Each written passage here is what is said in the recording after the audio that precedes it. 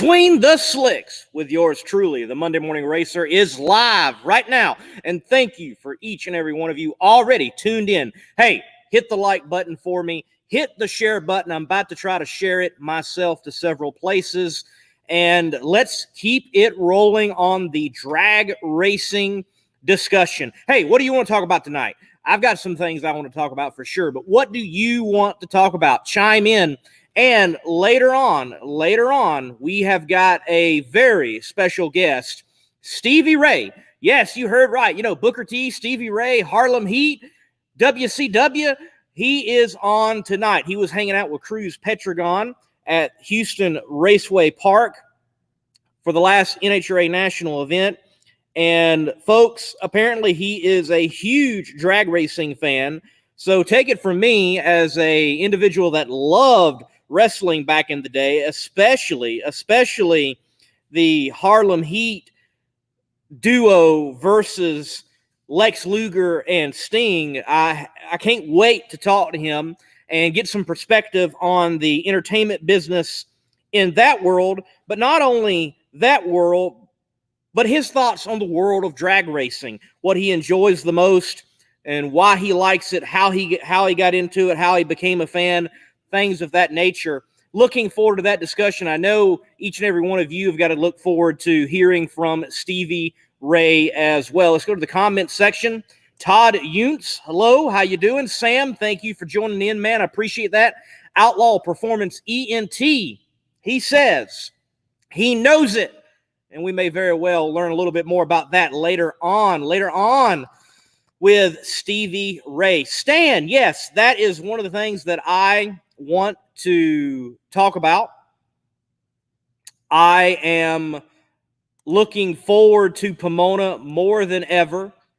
Stan, as he says here on Nitro Matter, a poster said, nighttime qualifying at Pomona. Have you seen this? Stan, from everything that I can tell, yes, just as you can see, this photo, this is not what I created. This is a NHRA created Summer Winter Nationals presented by sponsored by Lucas Oil and presented by Protect the Harvest.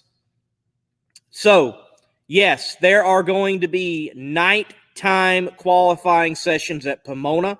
If I'm not mistaken, it is both nights. It is not just one night. It is 2 nights of nighttime qualifying session in Pomona. I don't know how the NHRA worked this one out. I don't know where they're getting the permission or how they're going to fit it all in. But ladies and gentlemen, Southern California is going to get header flames once again, and that is cool. Let me say this on the NHRA making this move. The NHRA making the move of bringing in a video game. The NHRA bringing in a brand new sponsor like Camping World. Lou, I wonder who they paid off. I don't know, but I'm glad they did. I'm glad they've done it. And what I'm getting at is, even if they've had to pay them off, they had to grease some palms or whatever, folks, I think there's a lot more positivity with NHRA drag racing right now than we've experienced in a long time. You know, last week I mentioned that for the rest of the year, there is a broadcast no later than 6 p.m. for the eliminations. Folks, that's good on Big Fox and Fox Sports 1. Can you not remember the ESPN days where we were waiting till like 1 a.m. to watch eliminations, and Fox Sports 1 and Fox, the latest broadcast for the rest of the year, is going to be 6 p.m. on several races? That's not bad at all. I think the sport, in particular with NHRA drag racing, is moving in a positive direction. Put in the comments section. Let me know what you think. Do you think we're in the beginning of an upswing? We're in a positive move with the NHRA? That's not to say they got everything right. They could have learned some things possibly at Houston. They could have learned some things elsewhere. But nonetheless, I think overall, we have got it moving in a positive direction. Sam says, wish it was a live broadcast. Well, I know this. There are some live broadcasts. Fox is going to carry some. For example, Epping Epping will be on Big Fox. I am so happy for Epping. Little Epping is going to be on Big Fox, and we're going to get to see eliminations live. Look, let me say this about drag racing. It would be hard to have it live every week. Look at it and just stop and think, folks. You know, I know we want live every week as drag racing fans, but it's not like covering an IndyCar race or a NASCAR race or an F1 race. When you're watching an F1, NASCAR, IndyCar race, you're watching and being entertained by one product. But NHRA drag racing, that's not the case. You don't always see Top Fuel, Funny Car, Pro Stock, Pro Mod. You see other classes, and a drag race, a national event, is much longer than what people realize. And it would be hard to have it every week with every class, and even the most popular classes, live. Do I think we can get live finals more often? I expect us to see that, and hopefully that's the case.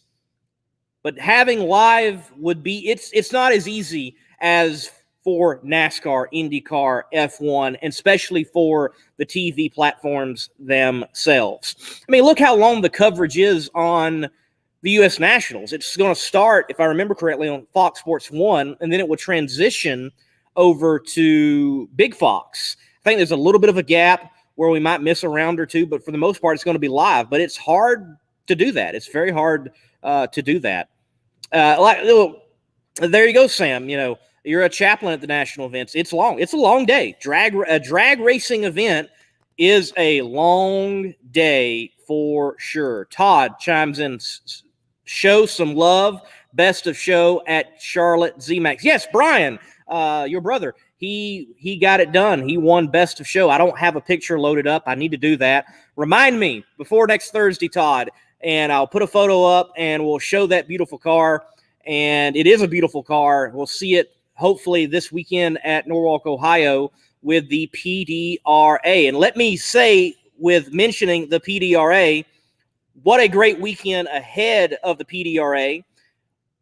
American Door Slammer Challenge at Norwalk, Ohio. And folks, I've already seen some of the cars that are there, and this is going to be a great show. This is going to be a great drag race. If you are anywhere near Norwalk, Ohio, you need to get there.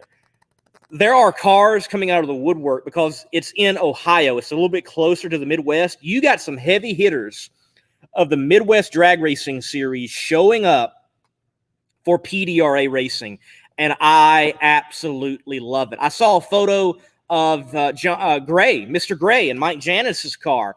I don't know if they were just testing or they're going to actually be in competition, but they could be in Pro Boost. This could be a race that goes in the record books for the PDRA as a watershed moment, a moment of them stepping up that much further as the Professional Drag Racers Association.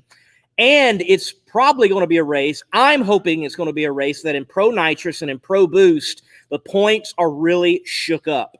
That the favorites like Jim Halsey and Tommy Franklin, they don't come out on top, and it makes it that much tougher later on down the road and gives us that more greater stories later on down the road in the points run. Some folks were saying, why Norwalk? And I've got to ask those folks that would say, why Norwalk? Why not? Why not Norwalk? One of the best, arguably the best track in the nation. They have already been there several days working ahead to get that show in and in right. And if I'm not mistaken, like right now, they're already having an ice cream social and I'm here and I'm missing out. Ice cream, drag racing, door slammers, some of the best top dragsters in the nation, all there for the Door Slammer Challenge at Norwalk, Summit Motorsports Park. Stan, the Pumpkin, Jay Cox, yes, you know, he won last time. We'll see what he's got in store. Sam mentions Bakersfield. Yes, March meet in May.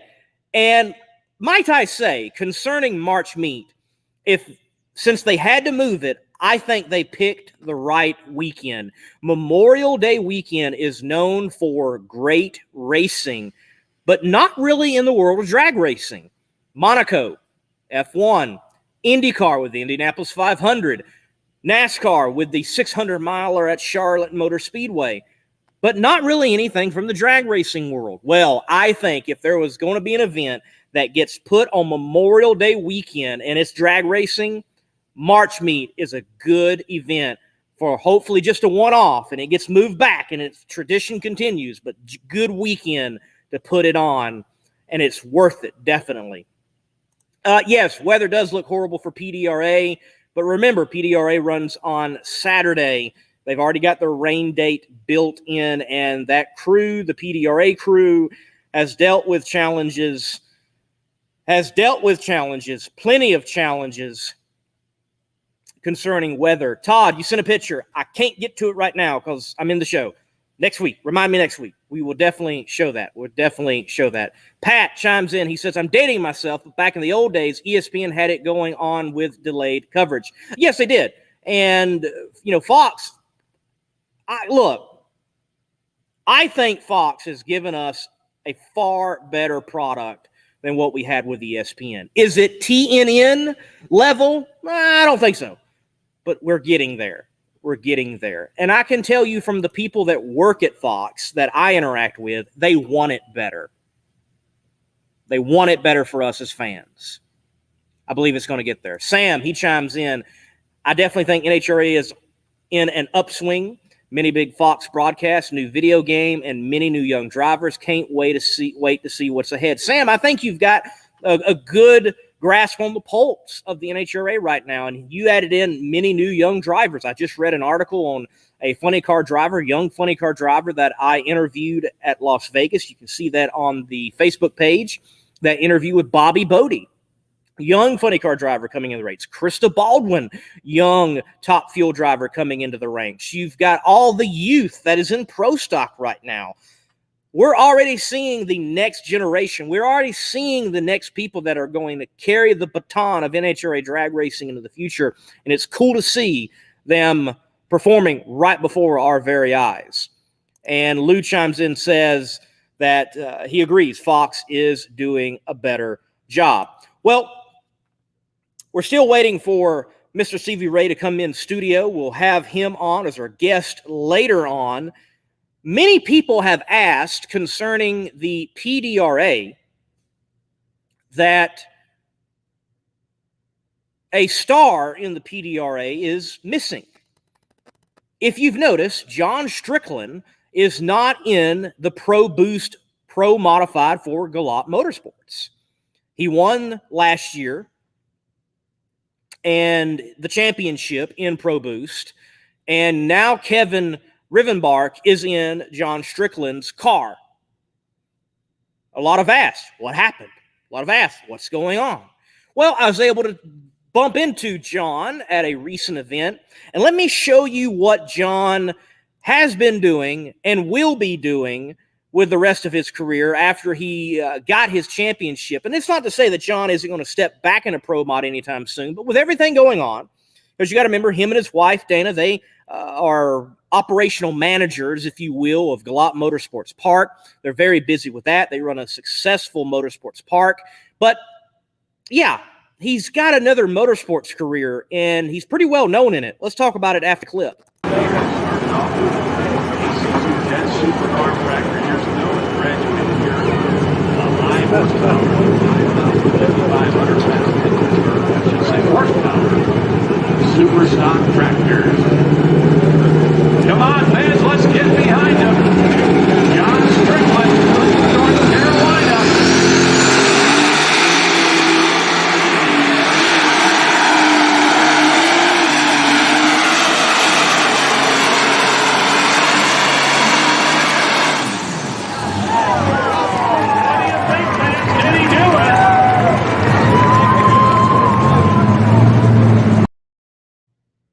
John Strickland right there in the tractor pulling world. Folks, did you know he has like 20 championships in tractor pull? Okay, maybe not 20, but like literally 5. He has like 5 championships, like national championships in tractor pulling, and he has won, in essence, all the crown jewels that you can win in tractor pulling. We're talking about Bowling Green and Louisville. I mean, he's getting it done. He's getting it done in tractor pulling. He got it done last year, 2020 in Pro Boost. He's like, hey, I'm going to focus on tractor pulling now. I've done it there. I want to continue to do it right here in tractor pulling. And you can see more of that footage on the Monday Morning Racer YouTube channel, which is Motorsports Abroad, if you will. I love it all. Yes, we are a drag racing-centric show here on Between the Slicks, but if you go to the YouTube channel, be sure to subscribe. You will find dirt track racing, asphalt racing, tractor pulls, drag racing, sand drag racing, dirt drag racing. You will find a little bit of everything on the Monday Morning Racer YouTube channel.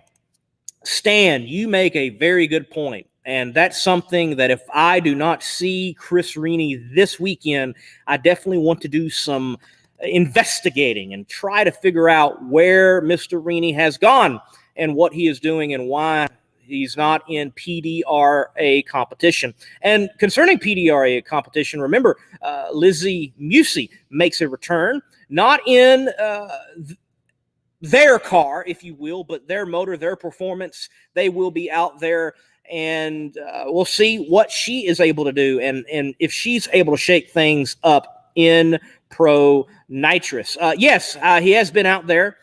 Definitely want to big dog competition. Want to know why? Why not PDRA, though? What is going on? He did have a rough year, I would say, last year. I do not recall him getting past round one that often, and that's not typical for him. It's not typical for him.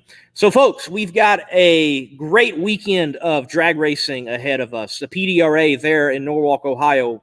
You've got March Meet in May at Bakersfield with the Nostalgia Ranks, and I think things look great for the future of NHRA drag racing, as we have covered and discussed with everything that they have got going on. Very interesting. You can check this out on the Monday Morning Racer Facebook page and Instagram feed.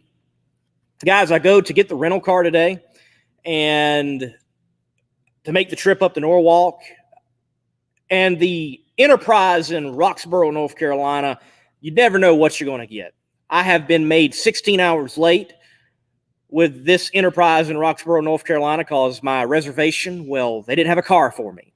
I've been given different cars. I've been given a car on empty. It's been a very interesting ride with this particular Enterprise in Roxborough, North Carolina. Today, though, was a good experience. Good experience. So I rented my normal economy ride, and I show up.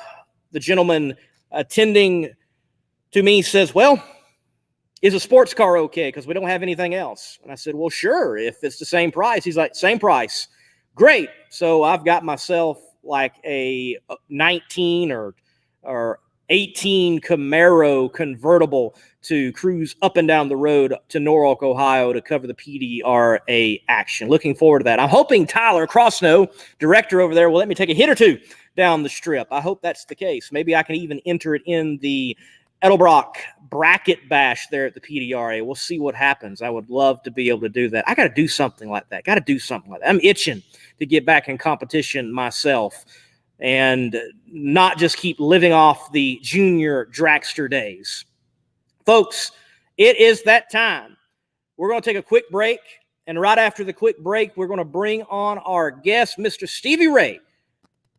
Huge drag racing fan and former pro wrestler. Definitely looking forward to talking to him. Have those questions ready. And while we go to break, make sure you hit the like button and hit the share button and tell folks to come join in on the conversation here on Between the Slicks. Let's take that break right now. Power-Built Tools exemplifies innovation in the tool industry. From hand tools, power tools, and even tool storage. Check out powerbuilt.com for Power-Built Tools. And remember, use promo code MMR15 for 15% off at purchase.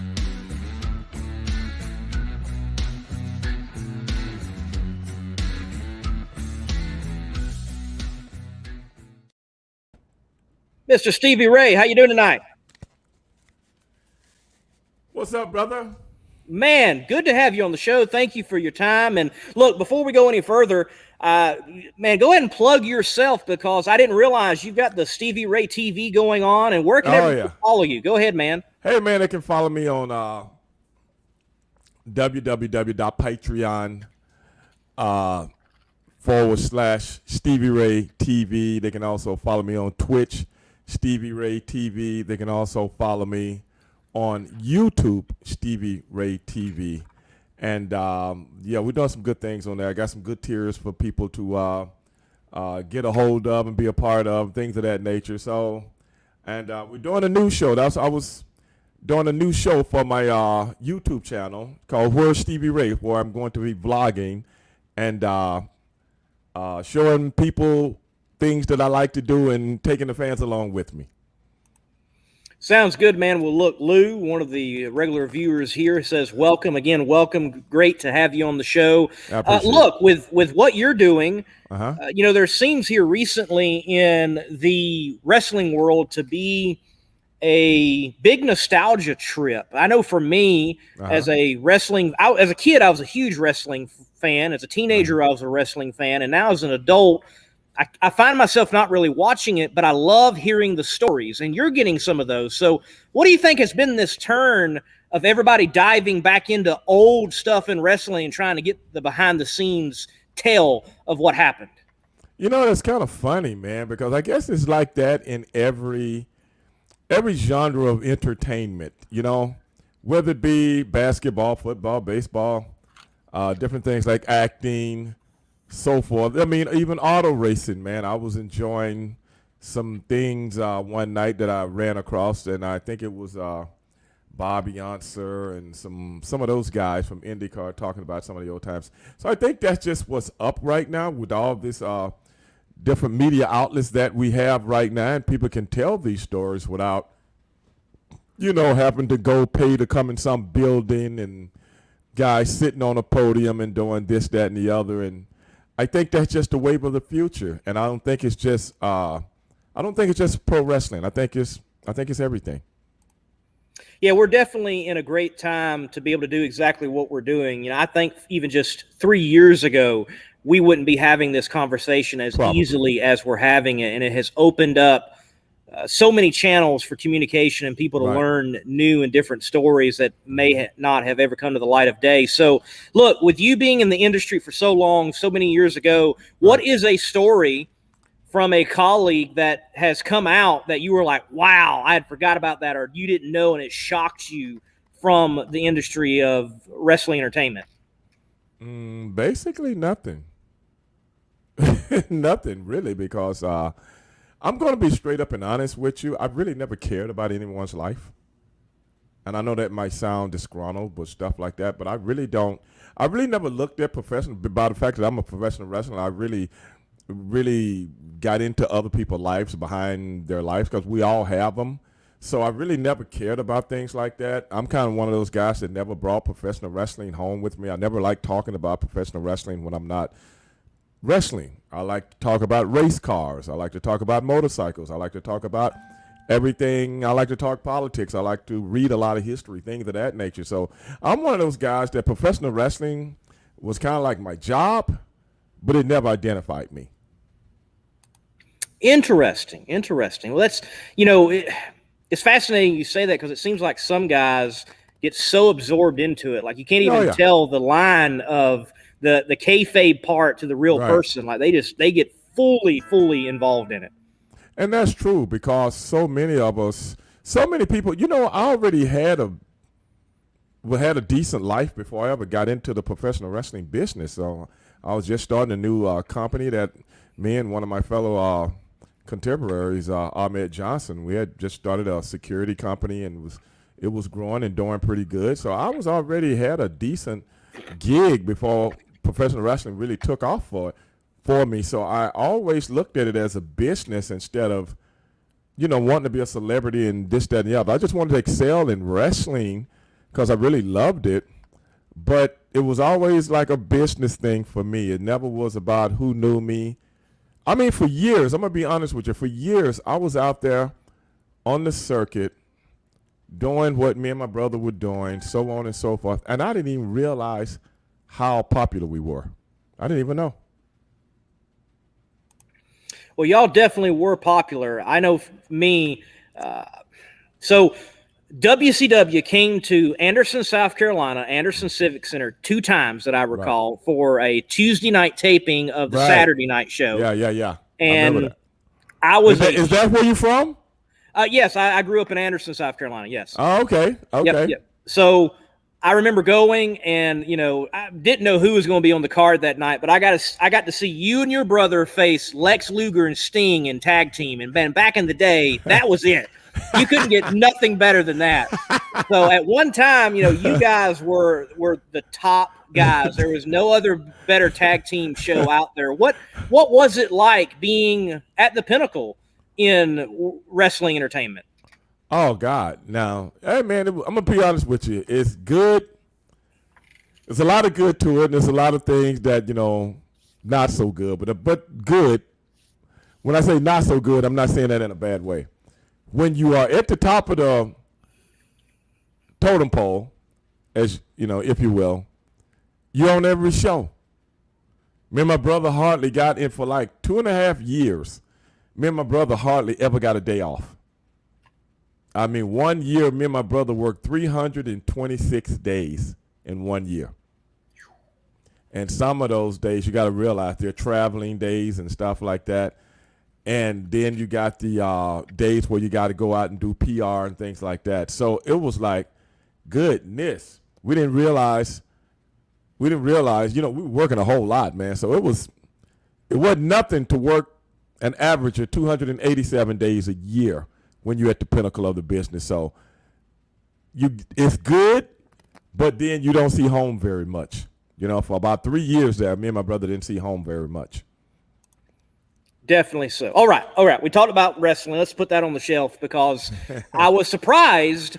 Caleb Cox, general manager of Cruz Petragon Racing, he got in touch with me. He's like, "Hey, would you like to have Stevie Ray on your show? He's coming to Houston." I'm like, you talking about like Stevie Ray, Harlem Heat? He's like, "Yeah." I'm like, well, yeah, sure. Like, what's the connection? He's like, "Oh, he loves drag racing." Oh yeah, I do. So, got you on tonight. We want to talk about drag racing. And where did you develop this love affair with drag racing? Why are you a fan? How did it start?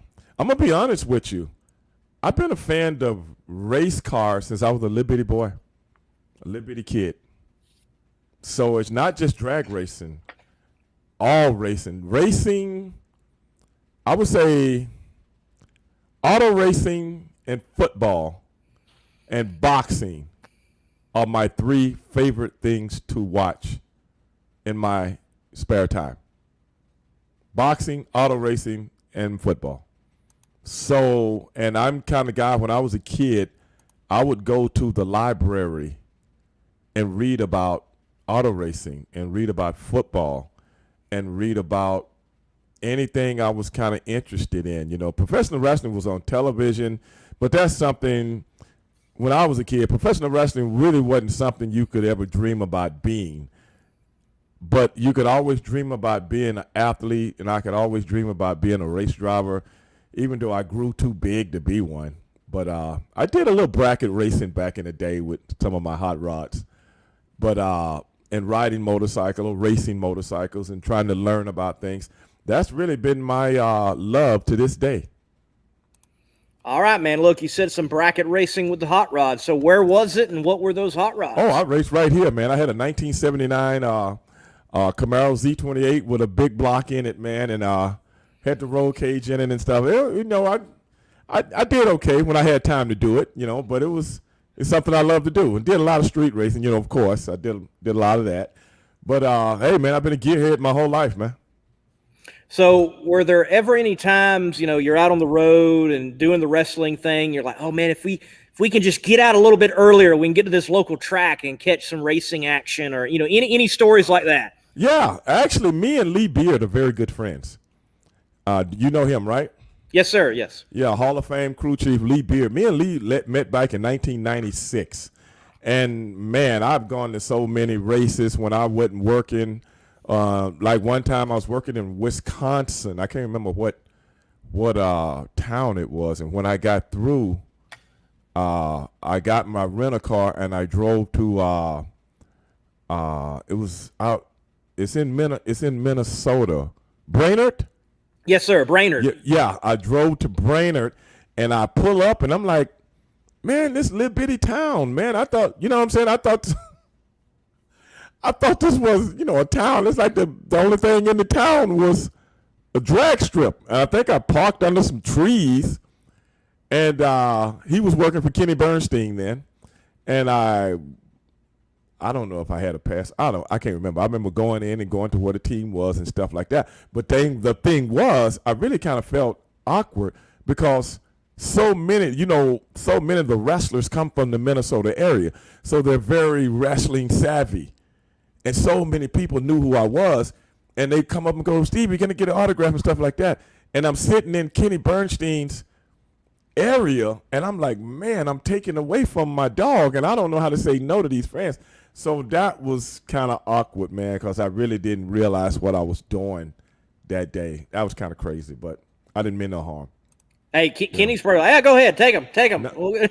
No, I mean, that's his gig, man, and I really felt I wasn't thinking about. Wait a minute, man, you shouldn't be out here. All these people reckon, but I'm not thinking. I'm not Stevie Ray the wrestler right now. You see what I'm saying? Yes. I'm just a fan right now, and Kenny. He let me go on the track with him in Houston one day. He let me go on the track, and you know how you scrape the rocks and the different debris off the wheels? I was doing that, man. Kenny's letting me live a dream right now. He's letting me live a dream. And I'm down there on the track, and I'm taking the stuff off, man. The cars, all 8 cylinders are hitting, clack, clack, clack, clack, clack, clack. Man, and then somebody blew up on the other end. Somebody blew up on the other end. This is back in the 90s, so it takes for everybody blew up back in those days. Yeah. You don't see it very much now, but back in those days, somebody blew up all the time. So they have to clean the track off. And while I'm waiting, camera guy comes up in my face. One of the camera guys. Now, like I say, I'm not Stevie Ray right now. I'm just a fan. And me and Kenny had met in Houston one year, but then we hung out in other cities though, and Beard. So a camera guy walks up to me, and I told a story the other day on you guys' NHRA station as it was raining, and he goes, "Hey man, Bob Fry wants you to say something." I'm like, "What? Bob up in the what?" I'm like, "Look, get out of here, man. Tell Bob Fry I ain't got time to be messing with him." But I didn't realize this thing is on the PA system. So Bob Fry, hey, Stevie Ray, you better watch what you say, and I'll drop you on your head like Diamond Dallas Page did the other night. So I'm looking around like I can hear this, but I wasn't thinking all this stuff is on the PA system. And so now I got to go into Stevie Ray mode because all the people, 50,000 people are kind of chuckling and laughing and stuff, right? And I'm like, hey, man, you tell Bob Fry, he better stay up there in that building because if he came down here, it ain't no telling what I'd do to him. And then he goes, hey, fans, do y'all want me to go down there? 50,000 people, yeah. I'm like, what have I gotten myself into? This is what I'm trying to get away from. I get paid for this, man. You know what I'm saying? So, few seconds later, I hear the roar of the crowd. I look over where the staging lanes. Here come Bob Fry running out on the damn track, man. I'm like, oh my goodness. What am I going to do when he gets up here to me? That's what I'm thinking. Because they're taping this. I see all these guys with the cameras and stuff around. So as he got closer and closer. Then I grabbed him when he got close to me, and I pressed him over my head. The fans went nuts. So then I let him down and then he was like, hey, man, everybody give it up for Stevie Ray. He's a good friend of mine and blah, blah, blah. Stevie, what are you doing out here? And he started interviewing me. It was really cool. But what he did, he made it a buffer so people wasn't really looking at the cleanup. You see what I'm saying? So he used me as kind of like a buffer. And people forgot about them cleaning the track up. So that was pretty cool, man. Then I got to go talk to all the NHRA magazine and take pictures and all this stuff. And I'm like, wow, I came down here not to work, and I ended up working. So it was cool with me, though. Man, that's a cool deal. That's a true story. And look, anything to pass the time of cleanup. It is when you see those little scrubbers go out, it's like, oh no, here we go. So that hey, good job by Bob Fry thinking on his feet and y'all working that out. Bob Fry, yeah. I want to see if I can find some tape on that. See if there's any footage out there. That'd be cool to see. I never saw it. Because I don't keep up with some of those things, but if it's out there, let me know if you find it. We'll do. Well, look, we've got Todd. He's chiming in. He asks, what is Stevie's personal car, or what does he want to have? So, look, both questions. What do you have personally, and what would you like to have? I got a Chevy Avalanche that I built and customized myself years ago, and I still drive it to this day. It's still in great shape. I customized it. It's got a 5.3 engine in it with heads that I had ported, and it's got a cam in it, got headers, long tube headers on it. I painted it white, lowered it, redid the transmission, put a converter in it, nice sound system, custom did the seats, and I have custom bumper, hood, rear spoiler, things like that. And people still come up to me and ask me, hey, man, I never seen an Avalanche SS. That's because I built it myself. So that's what I drive on a daily basis. That's one cool ride, I am sure. Hopefully, you'll be able to see that one day eventually and check out the whip there. Now, well, as far as hot rods go, I had a Dodge Viper and I had a Corvette. Both of them redone, superchargers, the whole deal. I'm going through that midlife crisis thing, but I still kept my 1969 Camaro RS that I still own to this day, that I've had 22 years. Wow, 22 years. Yeah. Best car story with that car, like road trip, whatever. I mean, what moment stands out with that car? Other than people gawking over it. You know what I'm saying? I would drive, every now and then, my daughter was younger, we would drive like a daddy-daughter day and go to eat, go out to eat or something like that. One of the popular restaurants on this side of town that I live. And I would always park the car away from all the other cars. And every time we come out, people were out looking at the car. Because I didn't worry about it. People always say, man, you ever worry about this thing getting stolen? No, that's why I got insurance on it. You know what I'm saying? So I ain't got time to worry about a car. Man, I wrestle for a living, you know what I'm saying? So if somebody want it, what they gonna do? They can pull a gun on me and take it from me if they want it bad enough. Nothing I can do about it. But I just never worried about that. And what I did was I updated it with a lot of modern day stuff on it, like the suspension, the overdrive transmission, air conditioning, power brakes all the way around, power door locks, power windows, updated seats. I put Recaro seats in it. Lowered it, had Powell Brothers down in Baytown, Texas, do the rear end on it, put a nice sound system in it, put a fiberglass hood on it. It's red with the white stripes, and man, it's an eye catcher. And I put the gray wheels on it with the fake knockoffs on it, 5-star wheels with the fake knockoffs, and it's just a cruiser, man. And it makes about 400 horsepower, which ain't very much, but put modern day fuel injection on top of it, carbon fiber dashboard with all the automated gauges and stuff like that, man. I love the car. I've had it 22 years. Hey, nothing wrong with having a good cruiser. You get there in your own time. Doesn't always have to be fast. Just as long as you're enjoying the ride. Don't get me wrong. She got a little get up and go now. I'll tell you that. It ain't no punk. but I'm just saying, it ain't no punk, but it ain't the fastest thing in the world, but it ain't the slowest. There you go. Ain't the slowest. Hey, when you need to do it, you can do it. With air conditioning blowing. That's critical. That's critical. With the air conditioner, yes. There you go. Gotta have air. It makes it definitely nicer I'm assuming you're in the Texas area since you were out. I'm in Houston. Yeah, okay. I live in Houston. Okay.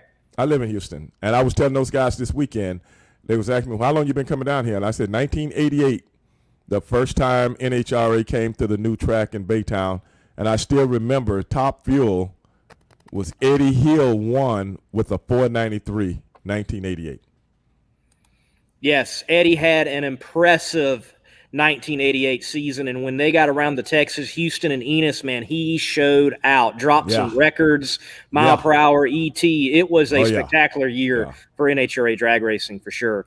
Man, very cool for you to be there for that first one and experience that. That's cool. Yeah. Still remember it. I'm in it 33 years. Yes, it would be. 33. I was born in '88, and I'm 33 this year, so that just dated me. I'm 33 years old. So there you go. Yeah, 33 years ago, that would be the case. So you were out there this past weekend, though. Very wet, soggy event. What did you think overall? Did they even get one pass in while you were there? They got a couple, but man, it just rained and rained and rained.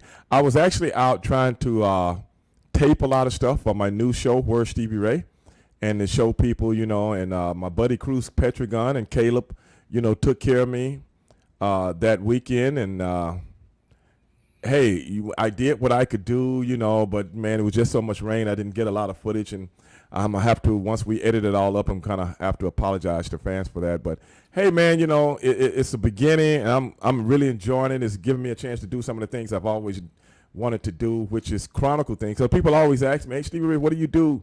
What do you do with your time, man? I didn't know you was into this, and I didn't know you was into that. So now it's giving me a chance to show people what I do and what I'm into and take the fans with me.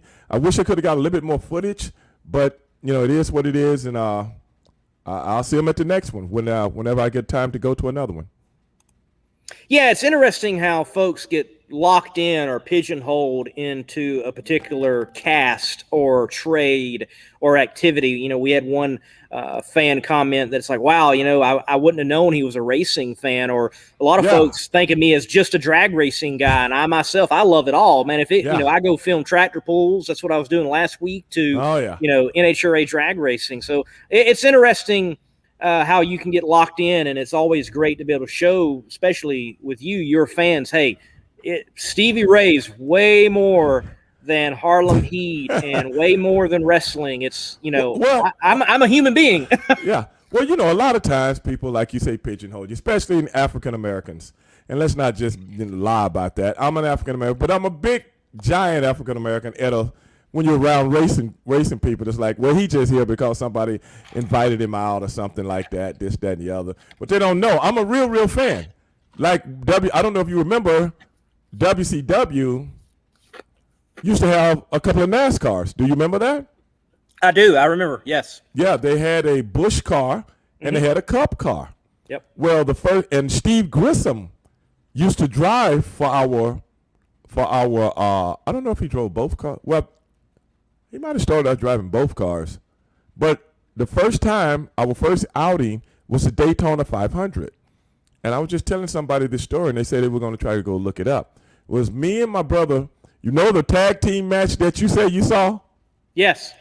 With me and my brother against Sting and Lex Luger? Oh, yeah. Mm-hmm. Well, all four of us had to go to the race this day.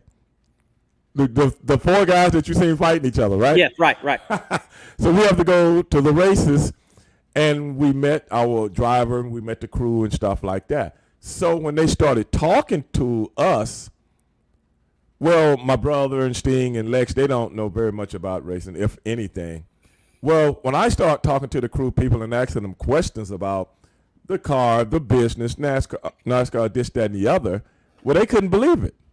And they was like, man, how do you know this? And I'm like, brother, I've been watching NASCAR all my life. So I started talking about the setup on the car.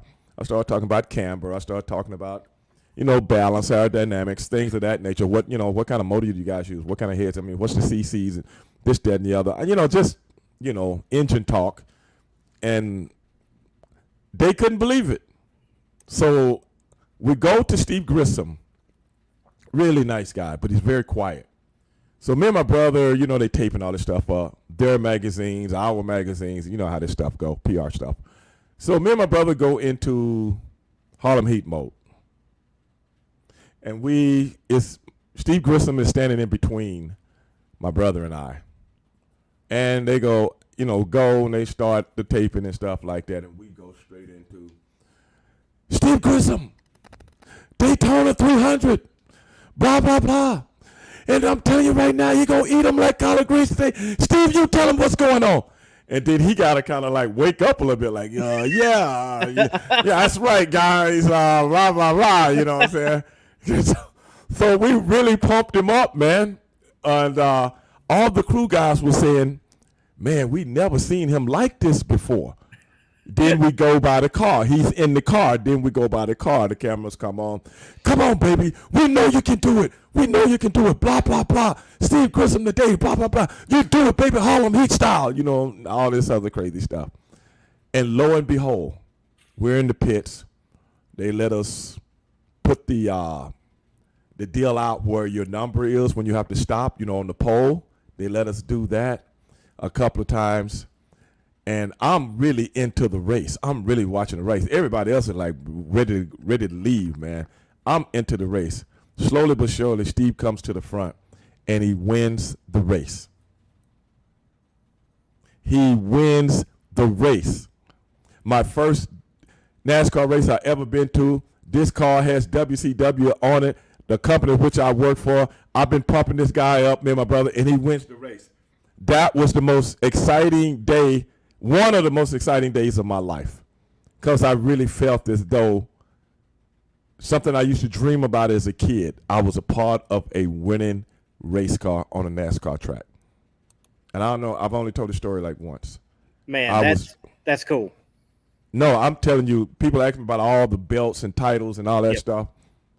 Bro, I don't even remember them.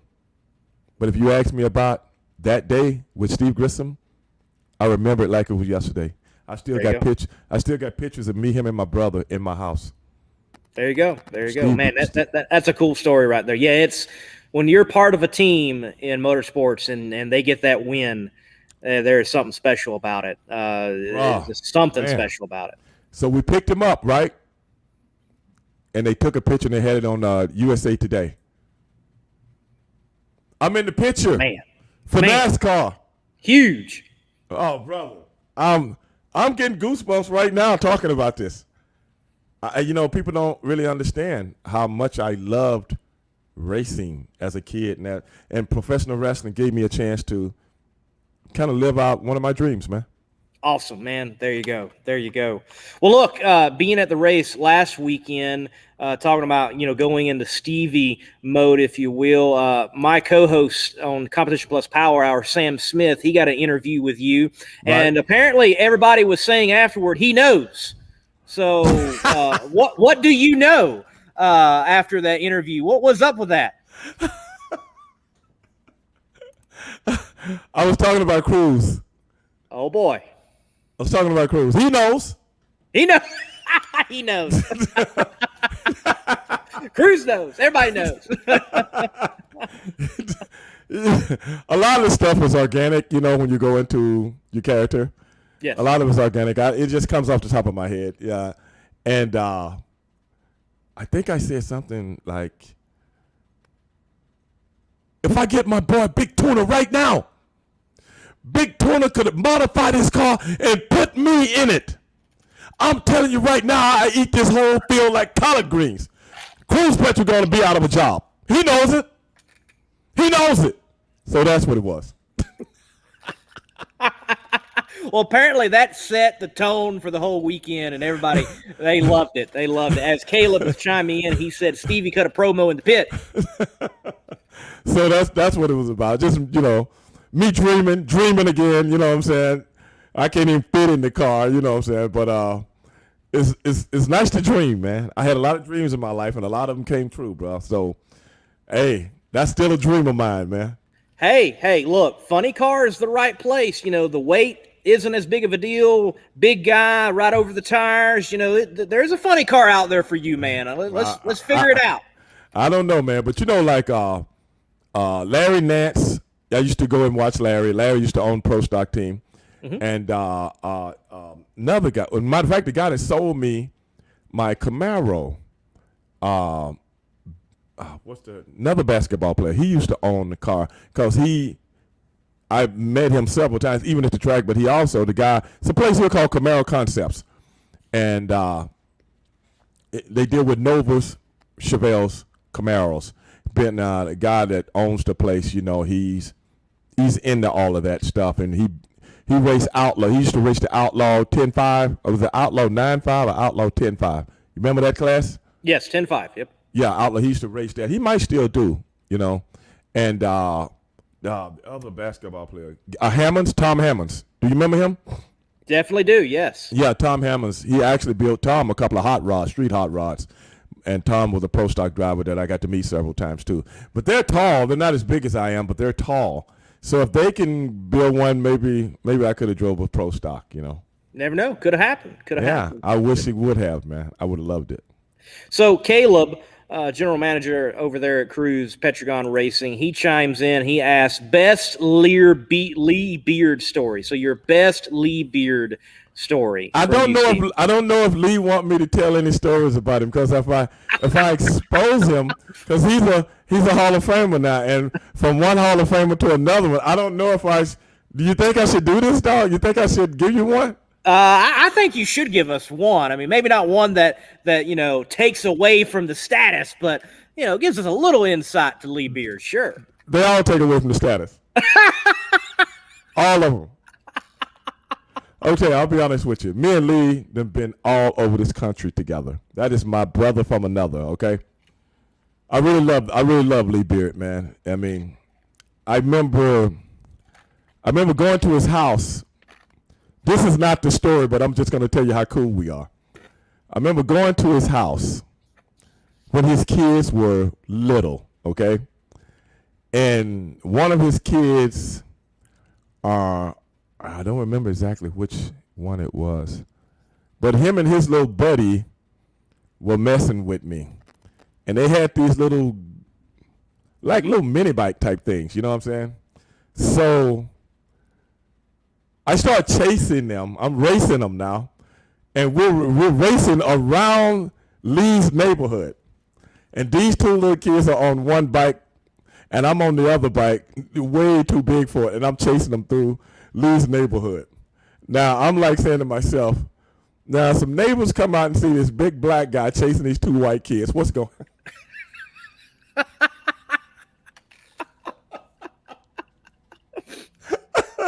in Indianapolis, man. You know what I'm saying? And and I'm chasing them, boy. I couldn't catch them. And at the end of the race we had, I caught them at the end and beat them, because they had been telling me how they could beat me the whole time. But that's not the story. I'm just saying that's how cool we are, you know. I think it was Nicholas. I think it was his son. No, it might have been Zach. He got two sons, Zach and Nick, but I can't remember which one is the oldest. So it might have been, I can't remember, Zach or Nick. I can't remember. But the one story I can tell, I really don't want to do my boy like this, but you guys put me on the spot, man. We were in Chicago because he was working for Schumacher then. And I think Don's business, I think Don is from Chicago, right? Don Schumacher. Up in that area, yes. Yeah. So we went out. He was with his wife, and Bob, another guy, he's kind of business partners with Schumacher. His name is Bob. I can't think of his last name, but he got a big giant construction company up in Chicago area. And I think he has his sponsor on one, a couple of the cars, not like kind of like an associate sponsor.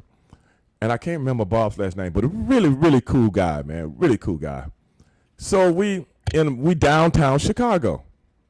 And Lee used to always tell me about, I hope he's not watching. You think he's watching right now? Well, I do know that Lee Beard does watch the Competition Plus Power Hour. He's familiar with myself. He is. So you never know. He might see it. Then I don't know if I want to tell a story, man, if you're going to hear it. Okay, I'm going to go ahead and do it. I've told this story before, though, but not on any kind of media canvas. I've told it to different people when we're out kind of just messing around and stuff like that, teasing each other. So he was telling me about all this ass he done kicked through the years and different situations he done got into with people and so on and so forth. Well, I'm just listening to him, through the years. I'm listening to him. So we're in this club, man. And, a lot of the clubs in the Chicago area, you kind of walk down in them. You know what I'm saying? You kind of like go down and then the club is there. Almost like basements. And, we're in there having a good time, man. You know what I'm saying? And then, but wasn't a lot of seating. And Bob was with, I can't remember who Bob was with. I don't remember if he was with his wife or somebody else with us. Might have been. I can't remember. But I know Lee was with his wife. And, well, of course, I'm by myself because I just came to watch the racing and hang out with them for that weekend. So, all of a sudden, Lee and this dude, man, me, I'm very, very inquisitive person. And I'm one of them dudes that like to just sit back and watch, So, a few drinks have been swallowed at this time. Then all of a sudden, this dude, I don't know if he took Lee's stool and Lee wanted the stool back. I can't remember. But Lee kind of got ticked off, kind of pissed off, like, hey, man, give me my, didn't try to do it diplomatically. He gonna just roughhouse somebody, like, give me the stool back, man, like that. And I'm sitting back like, okay. So then the guy who's sitting on the stool at this time, he jumps off the stool, man. I'm like, it's on now. This guy hits the floor, and he was shorter than he was when he was sitting on the stool. He jumped off the stool and went down. I'm like, this little bitty guy, you know what I'm saying? And then Bob, I can't remember his last name, got in between them. You know what I'm saying? He got in between them, told the dude, hey, man, you need to chill out. You need to sit your ass down before I handle you here, And I'm just out the way, brother, because I can't get in these things, man. Come on, man. I don't need to be sued. Everybody throw the book at me, especially in Chicago. So, and then Lee goes, hey, Stevie Ray, you didn't even do anything, man. You just sit there. And I'm like, yeah. You told me about all that ass you've been whooping. But this guy was so short, I figured you didn't need my help. You can't handle this little bitty dude, man. You need my help. But I was like, oh, my God, I teased him about that forever, man. You know what I'm saying? And he stayed on my case the whole night. The whole night. He wouldn't get off my case, man. Because Bob has a limo that he owned. So the limo was like driving us around everywhere. And he just stayed on my case the whole night, man. We had so much fun. I could not stop laughing. I couldn't stop thinking about it. But that's kind of like the G-rated version. So I didn't put it out there that bad. I didn't put him out there. But, hey, man, show me what you got, dog. Show me. He never showed me. You know what I'm saying? He never showed me. Well, look, we got Stan. He's asking, did Lee Beer, did he ever take you fly fishing? You been fly fishing? He invited me to fly fish. I conveniently declined. The only thing I care about fishes is eating them. There you go. That is it. I'm not going out in the middle of some area of no return. You can't even get a cell phone signal to sit out there with some boots up in my thighs. Yeah, yes, right. And wait for a fish to come by. Yeah. I mean, really, dog? Yeah. So, yes, he's invited me, but no, I'm no Gilligan. I hear you. Yeah. No. Better to just eat them instead of trying to catch them. I love eating them. I agree with you. I'm a catfish guy. What's your favorite? A catfish guy, bro, from Texas. There you go. Yeah. All right. Well, look, Stevie Ray, we're gonna let me ask you one more question. We're gonna let you go, winding down here on Between the Slicks. So, what is the next drag race for Stevie Ray? I'm not sure right now. I always used to go to Vegas. But ever since the Vegas thing has turned into Full Ride, I'm not a huge fan of it anymore like I used to be in Vegas. Vegas, I used to always try to go there and go catch a fight or MMA at the same time when it was something going on. But the 4-wide stuff I'm not really a big fan of, and I don't know exactly right now. But I'm going to try to catch one. I just don't know which one. All right. All right. Well, hopefully we'll bump into you at the track sometime soon. And, man, look, thank you for your time. Honor for me watching you and your brother do the work in the ring so many years ago, and very cool to learn that you're such the race and motorsports fan you are. So thank you for being on, man. No problem, brother. Thank you, sir. Take care. All right, brother. Peace. Folks, there you go. Stevie Ray, big race fan. Glad to talk to him about things in wrestling, the racing world, drag racing in particular, right here on Between the Slicks. Caleb Cox, I know you're watching. Thank you, man, for the information and passing it along. Folks, Caleb Cox out there with Cruz Petragon Racing. Good dude out there in the pits. To each and every one of you that watched, I appreciate you watching. Thank you. Remember, hit that like button, hit the share button, and come right back here Thursday night, 8 p.m. Eastern Standard Time for Between the Slicks, where we talk about it all concerning drag racing, from the fan to the drivers, from the media to the crew chiefs. Whoever they are in drag racing, we'll talk to them and we'll talk about it. Folks, I've got to hit the road for PDRA competition in Norwalk at Summit Motorsports Park. Until next time, God bless and keep the pedal